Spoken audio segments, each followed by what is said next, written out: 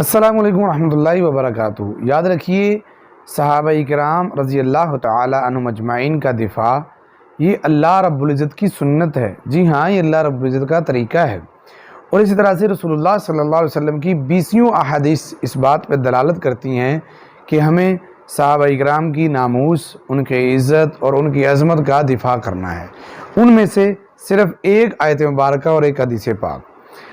اللہ رب العزت نے قرآن پاک میں سورۃ البقرہ میں آیت مبارکہ نمبر 13 میں ارشاد فرمایا کہ جب منافقین کو کہا جاتا ہے اعوذ باللہ من الشیطان الرجیم وَإِذَا قِيلَ لَهُمْ آمِنُوا كَمَا آمَنَ النَّاسِ قَالُوا أَنُؤْمِنُوا كَمَا آمَنَ السُّفَهَاءُ، جب منافقین کو کہا جاتا ہے کہ تم ایسے ایمان لے کر آؤ جیسے یہ لوگ لے کر آئے۔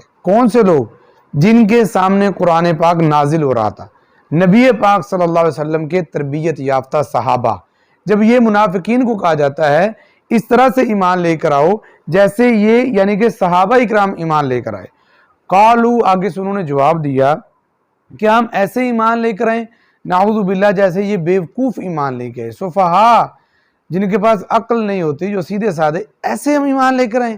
تو گویا ہم ایسا ایمان نہیں لانا چاہتے۔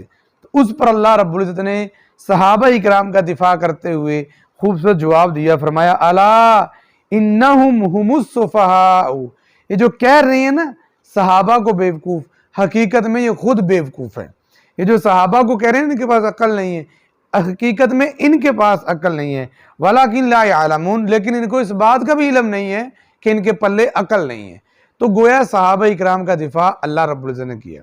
رسول اللہ صلی اللہ علیہ وسلم نے جامع ترمذی کے اندر روایت موجود ہے، اللہ فی صحابی لا تسبوا صحابی، آپ نے ارشاد فرمایا لوگوں میرے صحابہ کے بارے میں اللہ سے ڈرتے رہنا، لوگوں میرے صحابہ کو برا نہ کہنا، ان کی عظمت ان کی شان کے منافق کو بات ہو تو اسے آگے مت شیئر کرنا، اس پہ ہٹ نہ کرنا، ان کی بات اور ان کی ذات کو کبھی زیر بحث نہ لے کر آنا۔